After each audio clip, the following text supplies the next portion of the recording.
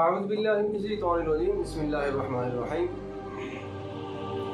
السلام علیکم ورحمۃ اللہ وبرکاتہ۔ محترم سامعین، کیسے ہیں آپ سب؟ امید کرتے ہیں کہ آپ سب اللہ تعالیٰ کے فضل و کرم سے ٹھیک ٹھاک اور خوش ہوں گے۔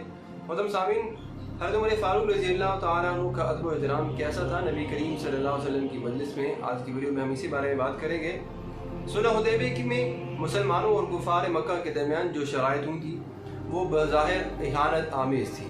مثلا یہ کہ مسلمان اس سال مکہ مکرمہ میں داخل نہیں ہوں گے، عمرہ نہیں کریں گے، اور قریش میں سے کوئی شخص مسلمانوں کے پاس چلا جائے تو اسے واپس کر دیا جائے گا، جبکہ اگر مسلمانوں میں سے کوئی شخص جو ہے وہ مکہ کی طرف چلا جائے تو قریش اسے واپس نہیں کریں گے۔ یہ شرائط بظاہر اہانت آمیز تھی، اس میں زیادہ تر جو ہے وہ نقصان مسلمانوں کا ہی تھا۔ سیدنا عمر فاروق رضی اللہ تعالیٰ عنہ کو جب یہ معاملہ تحریر کے لیے بھیجا گیا تو سب سے پہلے تو آپ نبی کریم صلی اللہ علیہ وسلم کے پاس پہنچے اور کہنے لگے کہ آپ اللہ کے رسول صلی اللہ علیہ وسلم نہیں ہیں؟ کیا ہم حق پر نہیں ہیں؟ رسول کریم صلی اللہ علیہ وسلم نے فرمایا یقیناً ہم حق پر بھی ہیں اور سچ پر بھی ہیں۔ سیدنا عمر فاروق رضی اللہ تعالیٰ عنہ نے کہا پھر ہم ان کی ذلت آمیز شرائط کو کیوں قبول کر رہے ہیں؟ نبی کریم صلی اللہ علیہ وسلم نے ارشاد فرمایا میں اللہ کا بندہ اور اس کا پیغمبر ہوں، میں اس کے حکم سے سرتابی نہیں کروں گا اور وہ ہرگز مجھے ضائع بھی نہیں کرے گا۔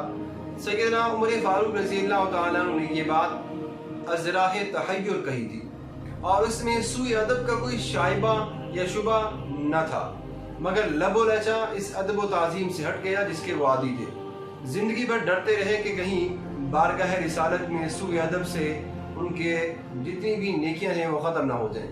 اس کی تلافی کے لیے صدقہ خیرات کرتے رہے اور نوافل پڑھتے رہے۔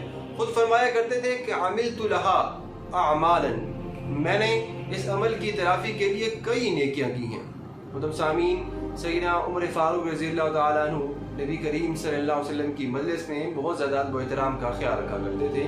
اللہ تبارک و تعالیٰ ہم کو بھی نبی کریم صلی اللہ علیہ وسلم کی مجلس میں ادب و احترام کا خیال رکھنے کی توفیق عطا فرمائے، آمین۔ وما علینا الا البلاغ المبین۔